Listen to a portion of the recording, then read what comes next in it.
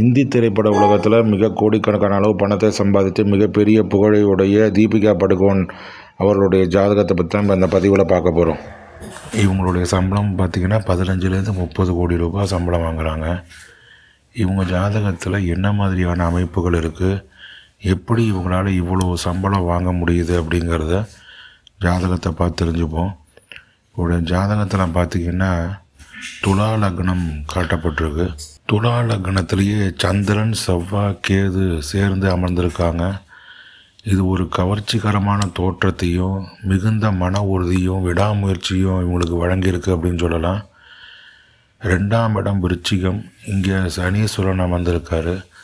இது குடும்ப பொறுப்பையும் பேச்சில் ஒரு முதிர்ச்சியும் காட்டும் அப்படின்னு கூட சொல்லலாம். அடுத்ததாக பார்த்திங்கன்னா 3ஆம் இடம் தனுசு, இங்கே சூரியன், புதன், சுக்கிரன் இணைந்து அமர்ந்து உட்கார்ந்து சூரியனும் புதனும் இணைஞ்சு புத ஆதித்ய யோகத்தை உருவாக்குறாங்க.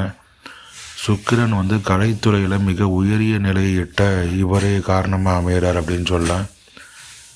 புத ஆதித்ய யோகம் இவர்களுக்கு நுணுக்கமான அறிவையும் சரியான முடிவெடுக்கும் திறனையும் கொடுத்து மிக உயர்ந்த நிலையை அடைய உதவி செஞ்சுருக்கு அப்படின்னு சொல்லலாம். குரு 4ஆம் இடத்துல நீச்சமாகி இருந்தாலும் கேந்திரத்தில் இருப்பதனால பெரிய பாதிப்பை தராமல் மாறாக சொத்து மற்றும் சுகபோகங்களை அளிக்கும் தன்மையாக மாறியிருக்கு அப்படின்னு சொல்லலாம். 7ஆம் இடத்துல ராகு அமர்ந்திருக்காரு. இது வெளிநாடு மற்றும் வெளியூர் தொடர்புகளில் இவங்களுக்கு வெற்றியை கொடுக்கக்கூடிய வாய்ப்புகளை வழங்குது அப்படின்னு சொல்லலாம். உங்கள் ஜாதகத்தில் சந்திரனும் செவ்வாய் இணைந்து உட்கார்ந்து சந்திரமங்கல யோகத்தை வழங்கி அவருக்கு பேரும் புகழும் செல்வத்தையும் ஈட்டி கொடுத்துருக்கு அப்படின்னு சொல்லலாம். லக்னத்தில் செவ்வாய் இருப்பது இவருக்கு ஒரு கடுமையான உழைப்பு தன்மையை உங்களுக்கு வழங்கியிருக்கும் அப்படின்னு சொல்லலாம். சினிமாவில், விளம்பரத்தில், ஃபேஷன் மற்றும் கலைத்துறைகளில் சார்ந்து இவர் புகழ் பெறுவதற்கு இந்த ஜாதகம் மிக வலிமையாக அமைஞ்சிருக்கு அப்படின்னு சொல்லலாம். லக்னத்தில் உள்ள செவ்வாய் இவருக்கு ஒரு போராட்ட குணத்தை தரும் அப்படின்னு சொல்லலாம். ஜாதகப்படி வெளிநாடுகளில் வசிப்பதற்கும் அல்லது வெளிநாடுகளுக்கு அடிக்கடி பயணம் செய்வதற்கும் உங்களுக்கு அதிகமான வாய்ப்புகளை கொடுக்கும் அப்படின்னு சொல்லலாம். இந்த ஜாதகத்தில் முக்கியமாக நம்ம பார்க்க வேண்டியது சந்திரமங்கல யோகம் லக்னத்திலேயே இருக்குது.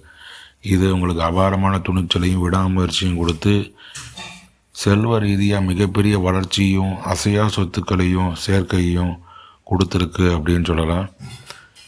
தானாகவே தம்மை உருவாக்கிக்கூடிய சுயம்பு நிலை அப்படின்னு கூட சொல்லலாம். லக்னாதிபதியான சுக்கிரன் தனுசு ராசியில் இருந்தாலும் லக்னத்திற்கு 3ஆம் இடத்துல அமர்ந்து கலைத்துறை மற்றும் தகவல் தொடர்பு துறையில் உச்சகட்ட வெற்றியை கொடுத்துருக்காரு அப்படின்னு கூட சொல்லலாம். கலை, அழகு, புகழ், வசதியான வாழ்க்கை அமைய இதுவே ஒரு காரணமாக அமைஞ்சதுன்னு கூட சொல்லலாம். மக்கள் முன்னால் நின்று அவங்களுடைய மக்களுடைய செல்வாக்கை, மக்களுக்கான ஈர்ப்பு திறனை இது அதிகப்படுத்தியிருக்குன்னு கூட சொல்லலாம். சந்திரனுக்கு கேந்திரத்தில் குரு இருப்பதனால அவங்களுக்கு கஜகேசரி யோகம் போன்ற யோக பலன்களையும் வழங்குது அப்படின்னு சொல்லலாம். இதுபோல் பல சிறப்புகளை கொண்ட இவங்களுடைய ஜாதகம் இவங்களை பல மிகப்பெரிய உயர்ந்த நிலைக்கு கொண்டு சென்று பல ஆயிரம் கோடிகள் சம்பாதிக்கவும் வழிவகுத்திருக்கு அப்படின்னு சொல்லலாம். இது போன்ற சிறப்பான பதிவுகளுக்கு அன்னை அபிராமி அஸ்ட்ராலஜி சேனலை சப்ஸ்கிரைப் பண்ணுங்கள். நன்றி, வணக்கம்.